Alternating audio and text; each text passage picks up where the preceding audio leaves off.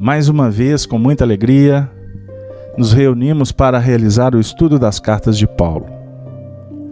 Hoje, com o tema A Força do Exemplo de Paulo.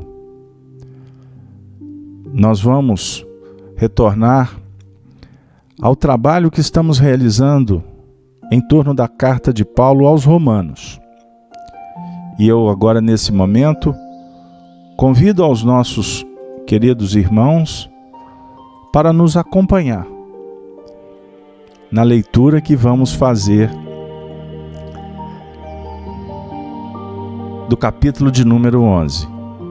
Os nossos amigos aqui do chat, eu gostaria de, antes de mais nada, agradecer a presença de todos. Inclusive, já me avisaram que nós não estamos no ano de 2017.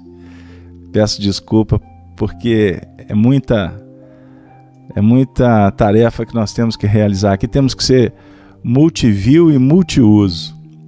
Então vamos lá. Vamos fazer a leitura da carta de Paulo aos Romanos. Especificamente, nós estamos no capítulo 11, portanto, e vamos ler a partir do versículo 10º, que por sinal foi objeto de estudo nosso nas últimas 2 semanas.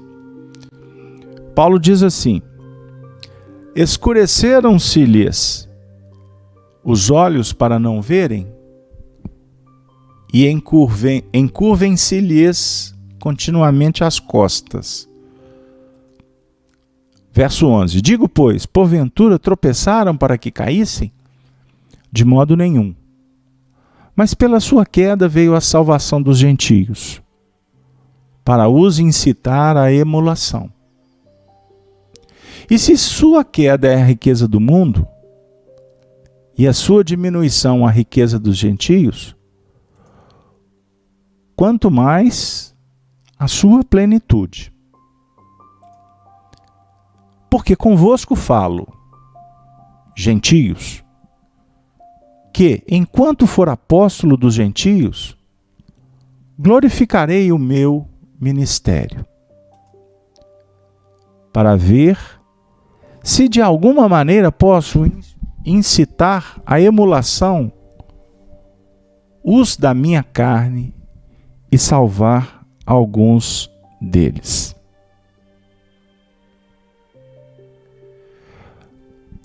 Para ver se de alguma maneira posso incitar a emulação dos da minha carne e salvar algum deles. Então nós vamos hoje trabalhar esses 2 versículos, o 13 e o 14, porque convosco falo, gentios, que enquanto for apóstolo dos gentios, glorificarei o meu ministério. Nós vamos lembrar que na última semana, aliás, nas 2 últimas semanas, nós trabalhamos aqui a questão da chegada dos espíritos que vieram para a Terra no intuito de desenvolverem-se e auxiliar no encaminhamento evolutivo do homem. A teoria dos anjos caídos. Estão lembrados? Pois bem. Então hoje nós vamos perpassar um pouco da história. Nós vamos elencar aqui, principalmente, o desafio de Paulo no que remonta à divulgação do Evangelho. Nós vamos nos recordar que, quando Paulo se converteu ao cristianismo, o seu primeiro impulso como um doutor da lei foi levar a mensagem do Evangelho para aqueles da sua raça, os seus contemporâneos, os seus amigos. Ele foi para o Sinédrio. E ele encontrou as primeiras barreiras.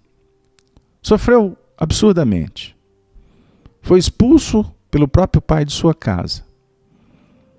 Era necessário que ele começasse a dar o seu próprio testemunho. O testemunho de seguidor do Senhor Jesus. Emmanuel detalha essa história de Paulo no livro Paulo e Estevão.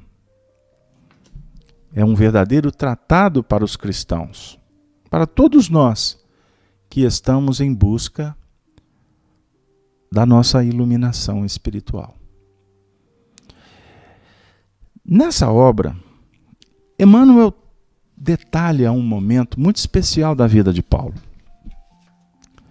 que foi quando eles estavam, ele junto com os seus amigos, os novos amigos, principalmente Barnabé, ele discutia as estratégias que poderiam ser adotadas para a divulgação do Evangelho. Então, como ele enfrentou muitas dificuldades com os judeus, pelo seu orgulho, pela raça que estava agora, pela revelação do Evangelho, sendo convidada para dar um salto qualitativo em busca do aprimoramento espiritual, ele aqui, no livro Paulo e Estevão, nós vamos encontrar um diálogo dele com Barnabé. E eu reservei esse diálogo para que a gente possa introduzi-lo e nos auxiliar no encaminhamento dos próximos estudos. Porque se nós até agora trabalhamos essa relação entre os mundos, a chegada dos espíritos de outros sistemas, a raça adâmica, Emmanuel os trata como aqueles que vieram da estrela de Capela. Então, é necessário que a gente relembre esses aspectos, porque o judeu aqui, ele vai representar aqueles que já conhecem a lei, mas que têm profunda dificuldade na aplicação da lei. E Paulo vai encontrar dificuldades na semeadura do Evangelho para estes, endurecidos, ortodoxos.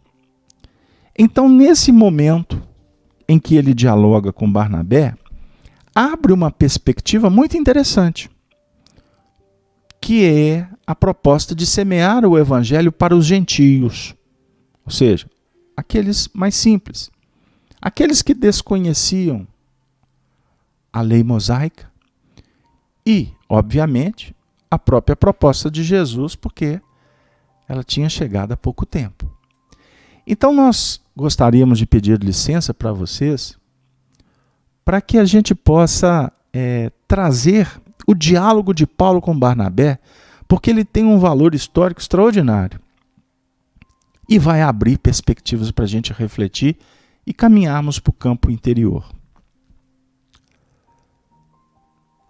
Paulo diz assim: tem uma ideia, livro Paulo e Estevão, psicografado por Chico Xavier. Tem uma ideia que parece vir de mais alto. Disse o ex-doutor da lei, sinceramente comovido, conversando com Barnabé, lembrando. Suponho que o cristianismo não atingirá seus fins se esperarmos tão só dos israelitas anquilosados no orgulho da lei. Jesus afirmou que seus discípulos viriam do Oriente e do Ocidente. Nós, que pressentimos a tempestade, e eu, principalmente, que a conheço nos seus paroxismos, por haver desempenhado o papel de verdugo, precisamos atrair estes discípulos. Quero dizer, Barnabé, que temos necessidade de buscar os gentios onde quer que se encontrem. Só assim reintegrar-se-á o movimento em função da universalidade. O discípulo de Simão Pedro fez um movimento de espanto. Barnabé. Olha que interessante, um movimento de espanto. O ex-rabino percebeu o gesto de estranheza e ponderou de modo conciso. É natural prever com isso muitos protestos e lutas enormes. No entanto, não consigo vislumbrar outros recursos. Não é justo esquecer os grandes serviços da Igreja de Jerusalém aos pobres e necessitados. E creio mesmo que a assistência piedosa dos seus trabalhos tem sido, muitas vezes, sua tábua de salvação. Existem, porém, outros setores de atividade, outros horizontes essenciais. Poderemos atender os muitos doentes, ofertar um leito de repouso aos mais infelizes. Mas sempre houve e haverá corpos enfermos e cansados na terra. Na tarefa cristã, semelhante esforço não poderá ser esquecido. Mas a iluminação do Espírito deve estar em primeiro lugar. Se o homem trouxesse o Cristo no íntimo, o quadro das necessidades seria completamente modificado. A compreensão do Evangelho e da exemplificação do Mestre renovaria as noções de dor e sofrimento. O necessitado encontraria recursos no próprio esforço. O doente sentiria, na enfermidade mais longa, um escoadouro das imperfeições. Ninguém seria mendigo, porque todos teriam luz cristã para o auxílio mútuo. E, por fim, os obstáculos da vida seriam amados como corrigendas, benditas de pai amoroso a filhos inquietos. Olha que texto extraordinário. É de tocar o nosso coração. Eu os convido a estudar a obra em casa. Mas ele trabalha uma ideia aqui importante. Todos os setores do serviço são importantes. Todos. Todos. Mas é necessário abrir os olhos para enxergar um horizonte mais à frente. E aqui ele vai enaltecer a iluminação do Espírito como a primeira tarefa. Tem que estar em primeiro lugar. Aí ele traz uma reflexão importante. Que se o homem trouxesse o Cristo no íntimo, o quadro das necessidades seria completamente modificado. Não é o Cristo no intelecto. É o Cristo no íntimo.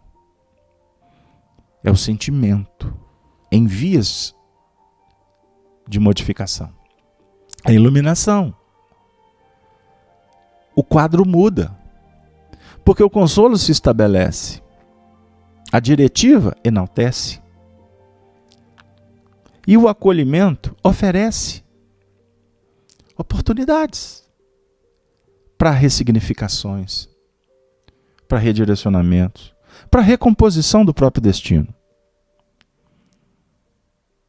A compreensão do Evangelho e a exemplificação do Mestre, os exemplos do Mestre, renovariam as noções de dor e sofrimento. Renovar as noções de dor e sofrimento. Aí ele vem falar que o necessitado encontraria recursos no próprio esforço. Bendita essa frase. O doente sentiria, na enfermidade mais longa, um escoador das imperfeições. É o que a doutrina espírita vem nos esclarecer agora. Agora tem uma frase aqui que me chamou a atenção na leitura agora. Ninguém seria mendigo, porque todos teriam luz cristã para o auxílio mútuo. Então a mendicância está na razão direta de não ter o que oferecer para si. Na verdade, aqui a conversa é: o mendigo só o é porque não trabalha. Não estamos falando das questões sociais. Estamos falando da nossa mendicância. Porque só somos mendigos, carentes de recursos, porque não operamos com o recurso de Deus. Não nos movimentamos devidamente, porque quem movimenta, quem opera, ele multiplica o que o Senhor dá nas aquisições reais no campo íntimo. Por isso é dando que se recebe. Os obstáculos da vida seriam amados como corrigendas benditas de um Pai que é amoroso e que somos filhos, na verdade, inquietos. Barnabé pareceu entusiasmar-se com a ideia. Olha que beleza. Ele empolgou. Barnabé empolgou. Como empolgados nós estamos no chat, eu gostaria de, nesse momento, abraçar a todos. A Maria, a Regina, a Alice, abraçar Elis, abraçar o Júlio, abraçar o Ederson, abraçar quem mais aqui? Tanta gente. Vamos abraçar o Walter, a Helena, a Merle Martins, a Luísa Medeiros, Marinalva sempre conosco, a Wanda, a Ida, ao outro Júlio, agora Júlio Cocito. Um grande abraço para todos. Mas vamos retornar, que o assunto está empolgando Barnabé. Entretanto, esse empreendimento não deveria partir de Jerusalém? Questionou Barnabé. Jerusalém era a sede. Aonde encontravam os discípulos? Pedro, João, Tiago.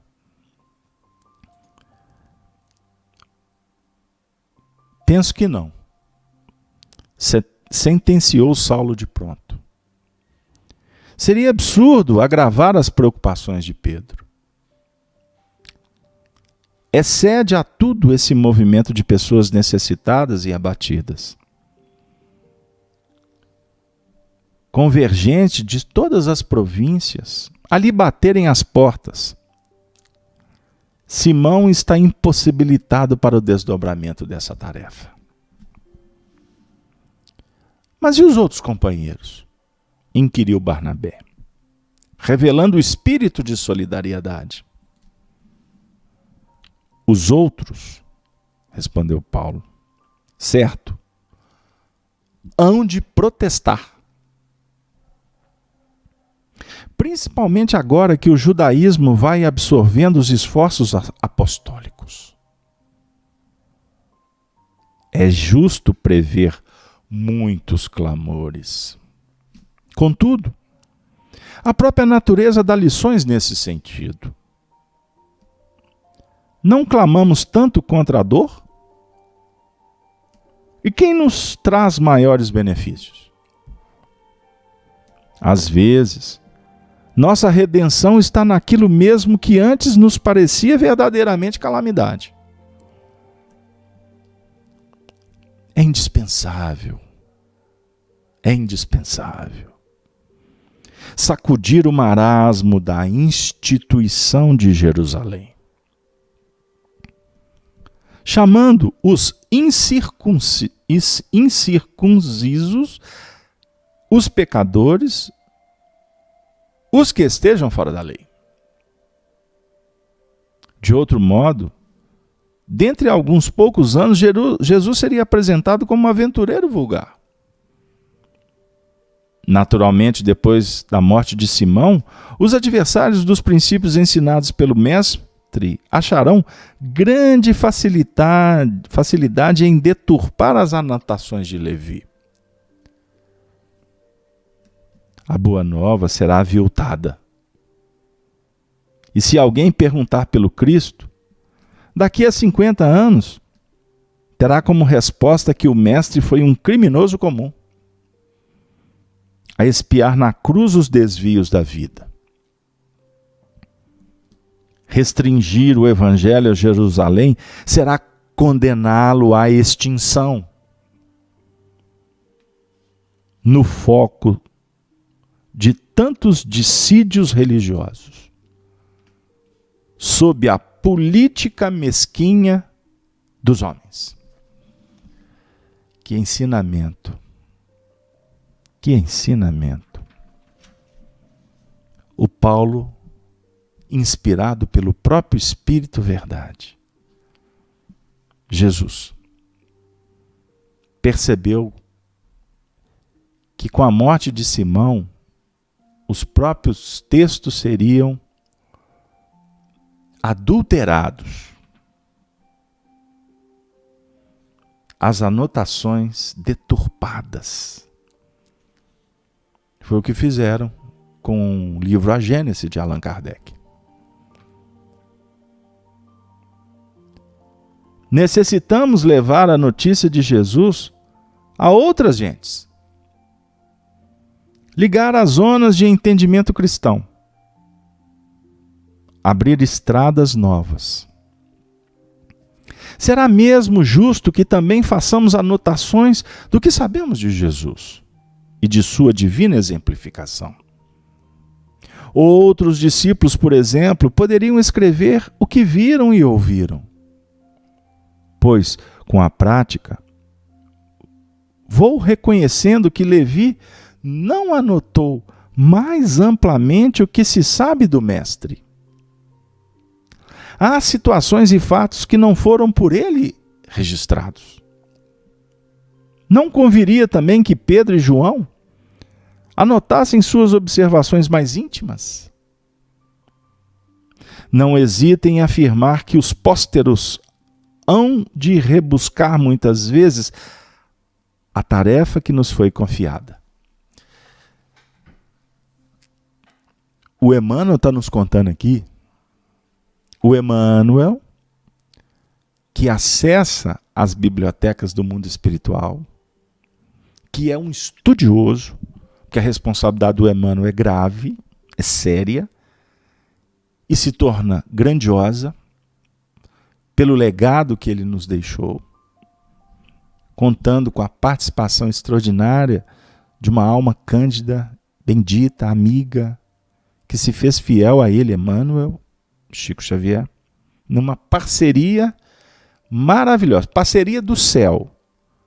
Aqui na Terra nós temos uma parceria extraordinária, Lennon e McCartney, lá no céu, nas hostes que iluminam Emmanuel e Chico Xavier. Só para fazer uma brincadeira com vocês, respeitosa, tá bom? Mas vamos dizer o seguinte, o Emmanuel está nos contando aqui que foi o Paulo, como médium, obviamente, que teve a feliz ideia de incentivar os discípulos a escreverem os evangelhos. Porque só tinha o evangelho de Levi, Mateus. Tanto que a gente sabe,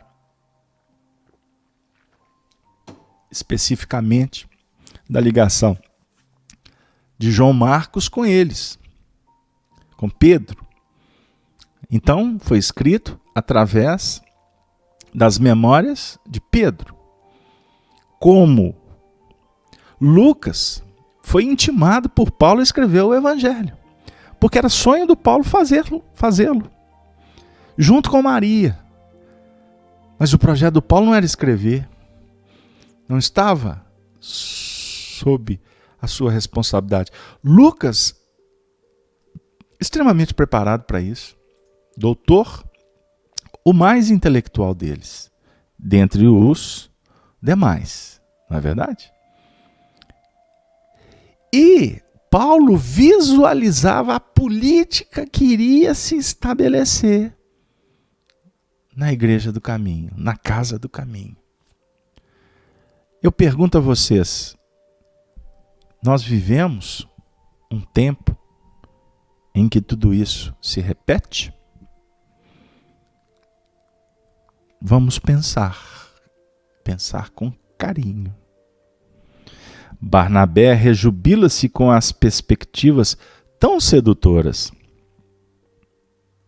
As advertências de Saulo eram mais que justas. Haveria que prestar informações amplas ao mundo. Amplas.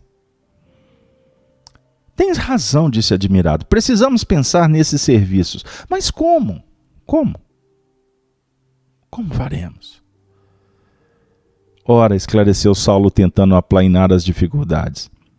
Se quiseres chefiar qualquer esforço nesse sentido, podes contar com a minha cooperação incondicional. Nosso plano seria desenvolvido na organização de missões abnegadas, sem outro fito que servir. Missões abnegadas, sem outro fito, sem outro objetivo, do que servir. Tem muito trabalhador de Jesus, mas você costuma contar no dedo aquele que quer servir. Porque grande parte queremos ser servidos, ou servido, como queira. Continuando. De forma servir e de forma absoluta. No caso aqui, a difusão da Boa Nova do Cristo. Começaríamos, por exemplo, em regiões não de todo desconhecidas. Formaríamos o hábito de ensinar as verdades evangélicas aos mais vários agrupamentos. Em seguida, terminada essa experiência, demandaríamos outras zonas. Levaríamos a lição do Mestre a outras gentes. O companheiro ouvia-o, afagando sinceras esperanças. Tomado de novo ânimo, disse ao convertido de Damasco, esboçando o primeiro número do programa: de há muito, Saulo, tenho necessidade de voltar à minha terra, a fim de resolver certos problemas de família. Quem sabe poderíamos iniciar o serviço apostólico através das aldeias e cidades de Chipre? Conforme o resultado, prosseguiríamos por outras zonas. Estou informado de que a região em que demora Antioquia da Pisídia é habitada por gente simples e generosas. E suponho que colheríamos belos resultados no empreendimento. E nós vamos concluir com a resposta de Paulo. Poderás contar comigo. A situação requer o concurso de irmãos corajosos. E a Igreja do Cristo não poderá vencer com o comodismo. Comparo o Evangelho a um campo infinito que o Senhor nos deu a cultivar. Alguns trabalhadores devem ficar ao pé dos mananciais, velando-lhes a pureza. Outros revolvem a terra em zonas determinadas. Mas não há dispensar a cooperação dos que precisam empunhar instrumentos rudes, desfazer cipoais intensos, cortar espinheiros para ensolarar os caminhos. Vamos ficar por aqui para não cansá-los com a leitura. Queridos amigos, quantas bênçãos derramadas por estes grandiosos companheiros. Eles saíram para o mundo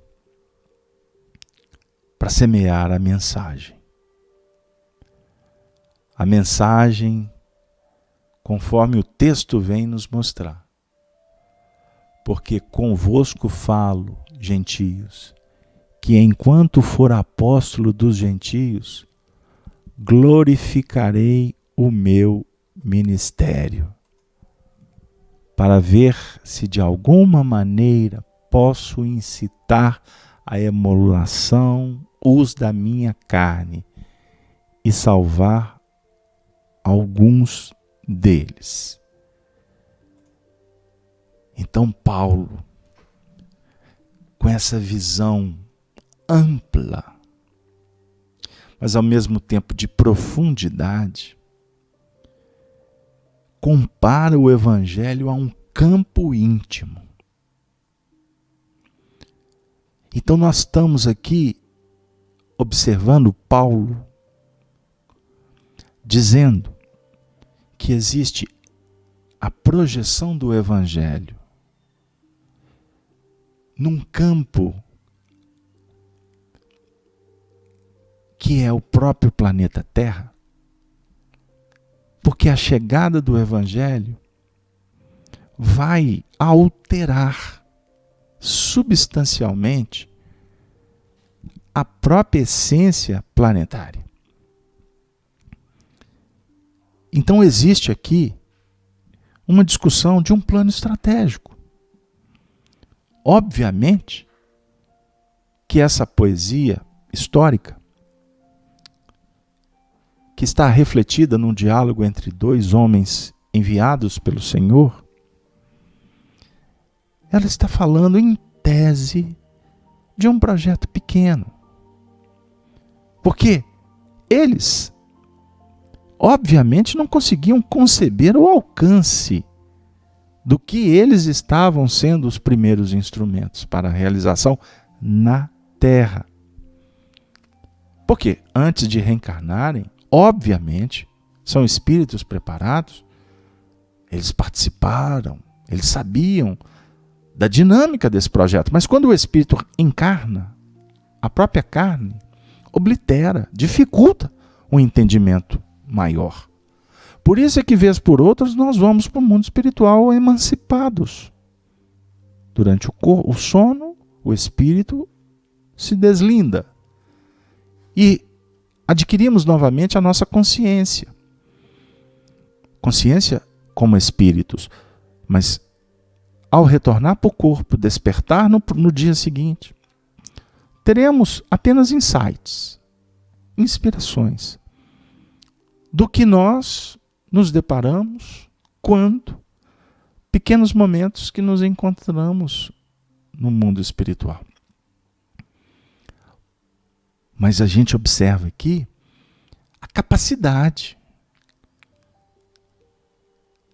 a vivência deste vaso escolhido para verificar o Evangelho como um projeto que vai clarificando a vida de todos os habitantes do planeta. A doutrina espírita cumpre o seu papel diante desse concerto. O espiritismo foi organizado no mundo espiritual por Jesus, com um séquito de espíritos, que encontraremos inclusive estes participantes aqui daquela época, envolvidos no contexto. A codificação espírita foi ditada por espíritos de alta capacidade, dentre eles o próprio Paulo. Allan Kardec foi enviado, ele era um dos participantes desse agrupamento. Ele viveu nos tempos de Jesus, ao lado do próprio Mestre. O precursor, o grande precursor, nas nossas deduções. E esse precursor retorna para dar continuidade, aplainando os caminhos. A voz que clamava no deserto da França.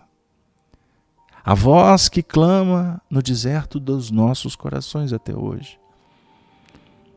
Mas, como médium destes baluartes do astral superior, e pela sua capacidade extraordinária de síntese professoral, didática, a sua envergadura moral, o seu magnetismo que fazia curvar até os espíritos que se aproximavam dele, inclusive favorecendo para que todo aquele ambiente que inclusive os médiuns trabalhavam com ele, pudessem ter a proteção necessária para que a mensagem chegasse. E ela foi codificada em 5 grandiosos livros, num laboratório que ficou para a gente, que é a Revista Espírita.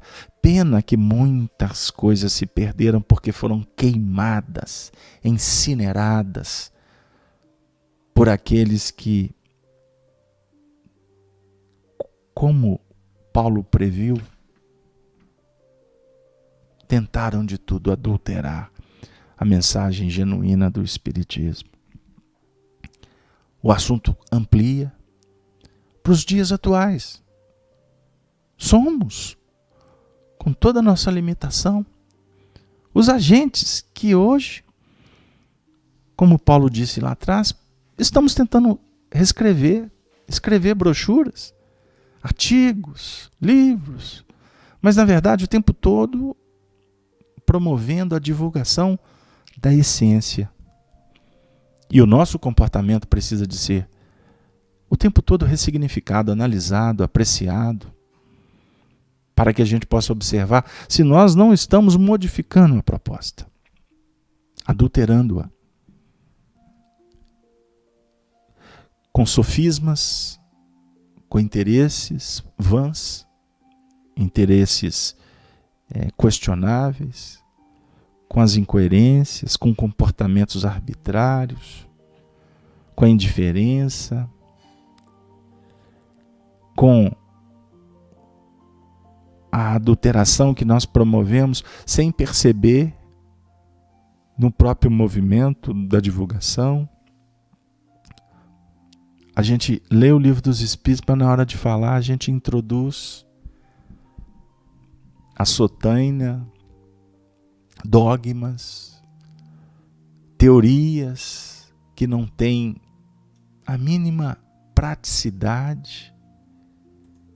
Amigos, o assunto é sério. O assunto precisa de ser tratado com muito carinho. Por quê? O Evangelho, como um campo íntimo, a gente começa a perpassar uma senda que é importantíssima para que a gente tenha condições de operar lá fora, como talvez instrumentos destes grandes arautos, intermediários para que a mensagem ecoe. Mas primeiramente nós temos que cuidar de nós mesmos. É óbvio que trabalhando a gente está se cuidando. Mas a gente precisa ter humildade suficiente para verificar que o Evangelho do campo íntimo, o Senhor nos dá a cultivar. Então, há momentos que somos aqueles trabalhadores que precisamos estar na fonte, tomando conta da pureza, a pureza da alma. Não sofisticar, não criar sofismas arbitrários, interesseiros, não nos vendermos, não dificultarmos, criando conceitos, preconceitos, e por isso nos tornando intolerantes. Então nós precisamos estar na fonte. E essa fonte é o Cristo que fala dentro da gente. é pureza do coração. Nós precisamos ser puros. Nós precisamos nos curvar à luz. Por isso é que somos convidados para volver a terra, revolver a terra. Precisamos de usar todos os instrumentos que possam nos ajudar, muitas vezes rudes, para que a gente possa desfazer cipoais, cortar espinheiros do nosso egoísmo. Só assim vamos fazer luz no caminho.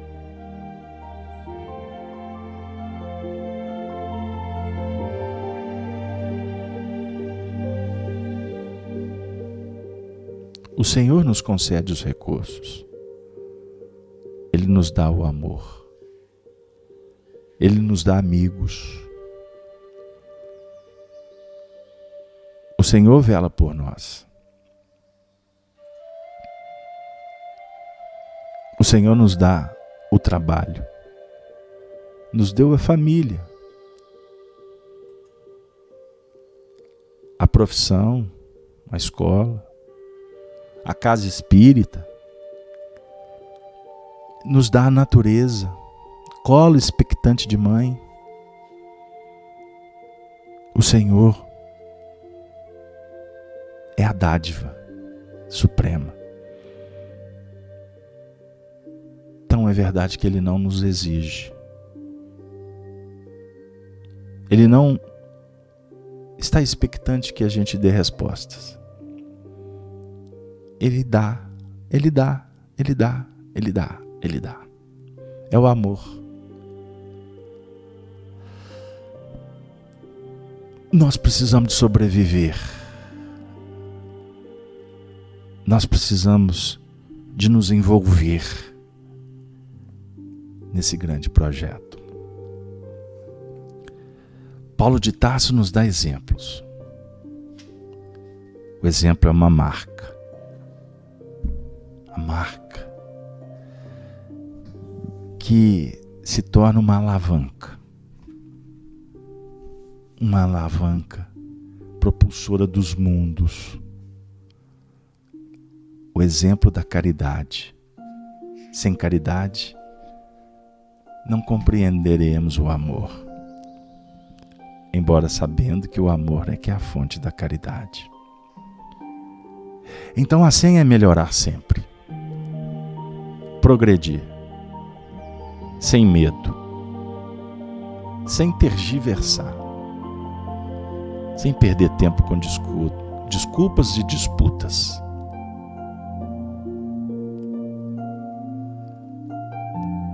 Queridos amigos, o nosso benfeitor Emmanuel vem nos dizer, num texto que foi publicado na revista O Reformador, de novembro de 1964. Quem quiser acessar, entre no site da FEB. As revistas estão disponíveis eletronicamente.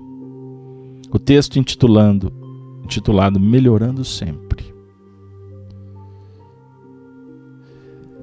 Emmanuel busca em Paulo, na segunda carta aos Coríntios, no capítulo 13, versículo 7, o seguinte versículo. Pedimos a Deus que não cometais mal algum.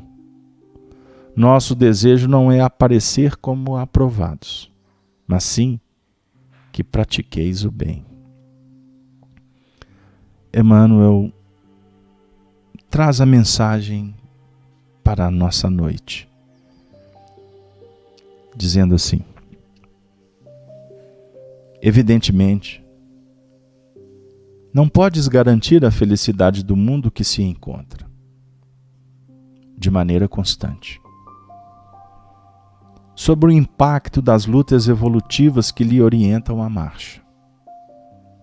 No entanto, ninguém está impedido de cultivar o trato da terra em que vive, amparando uma árvore amiga ou alentando uma flor. Certo, não podes curar as chamadas chagas sociais, indesejáveis, mas compreensíveis, numa coletividade de espíritos imperfeitos, quais somos ainda todos nós, judeus e gentios, em regime de correção e aperfeiçoamento. Contudo, ninguém está impossibilitado de proceder honestamente e apoiar os semelhantes com a força moral do bom exemplo. Sem dúvida, não pode socorrer todos os enfermos que choram na terra. Entretanto, ninguém está proibido de atenuar a aprovação de um amigo ou de um vizinho, propiciando-lhe a certeza de que o amor não desapareceu dos caminhos humanos. Indiscutivelmente, não pode sanar as dificuldades totais da família em que nascestes. Todavia, ninguém está interditado no sentido de ajudar a um parente menos feliz ou cooperar na tranquilidade que se deve manter em casa.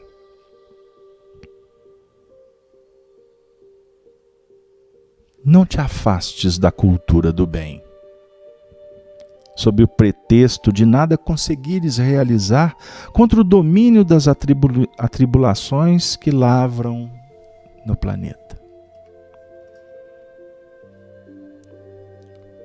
O Senhor nunca nos solicitou o impossível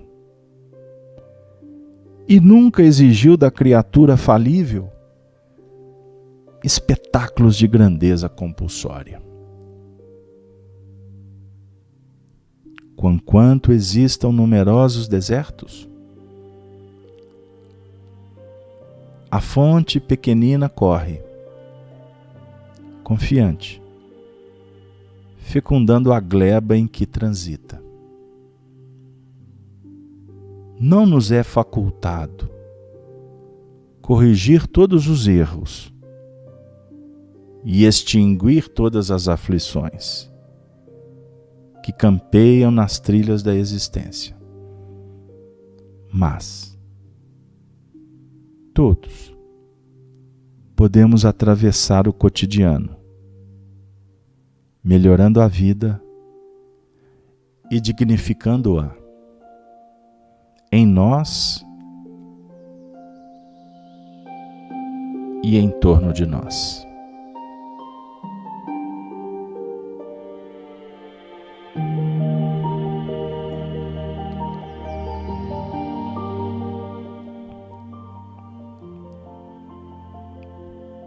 Melhorando a vida e dignificando-a em nós e em torno de nós. Paulo de Tarso afiançou que enquanto ele for apóstolo dos gentios, ele irá se glorificar neste ministério.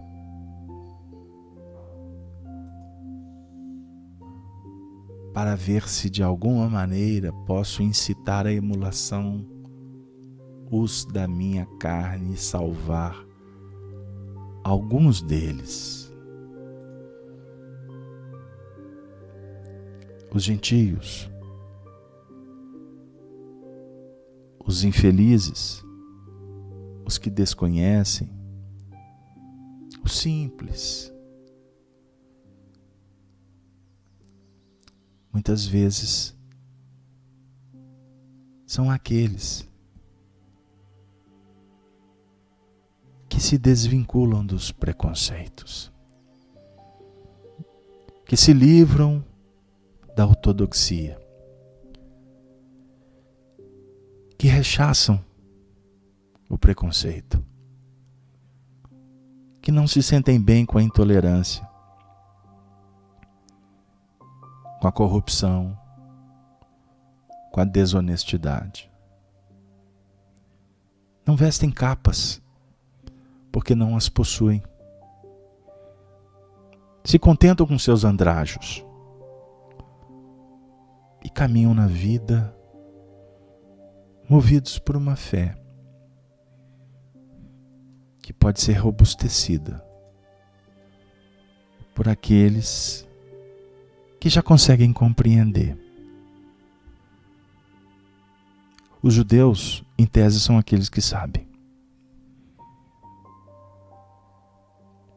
mas que se bastam e muitas vezes se julgam deuses. Podem buscar aplausos para se alimentar com os prazeres efêmeros. Imaginemos nós outros, meus queridos amigos, se nós conseguíssemos unir os dois, o judeu e o gentio. Que força extraordinária que poderia arrebatar, transubstanciar a fé que encara a razão, apoiada na sensibilidade e na pureza, a sabedoria que define o caminho, o amor que projeta a luz. Meus queridos companheiros, nós vivemos um tempo muito especial. Estamos numa hora bendita. Ouçamos a voz do Senhor. Aconcheguemos a mensagem dos Espíritos em nossa trajetória. E vamos sair com coragem para viver a grande batalha da renovação, da iluminação. Depende de cada um fazê-lo. Porque a mesa está posta. A festa já iniciou. O Evangelho já nos visita. Mas é necessário que nos façamos dignos.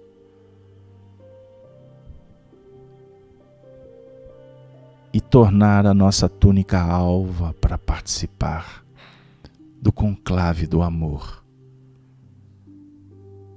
das bênçãos das luzes que espalham mensagens vivas e verdadeiras.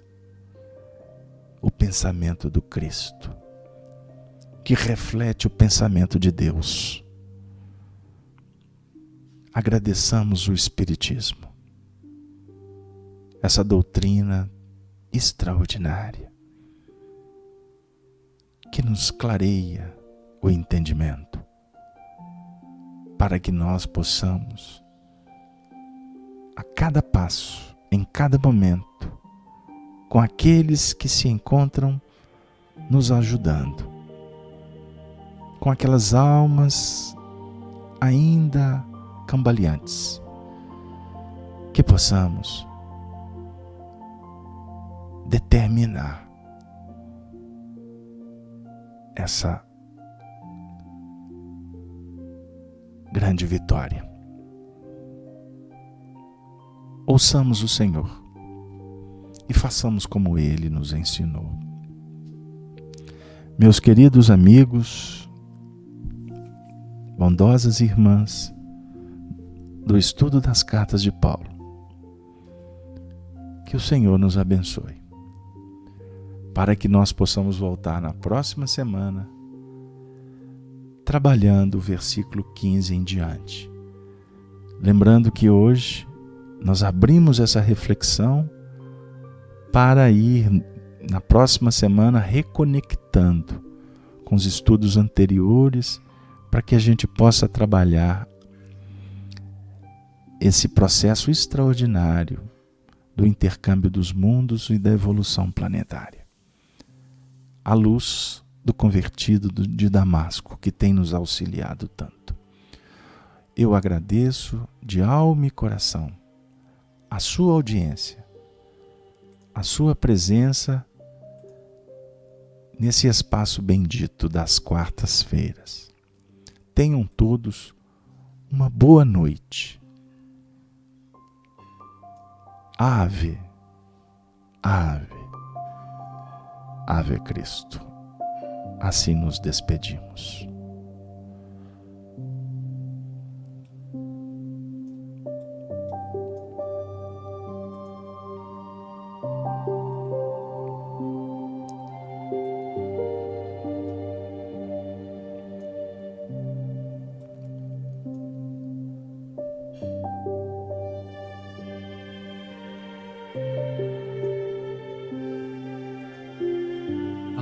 Amigo Espírita, uma ferramenta.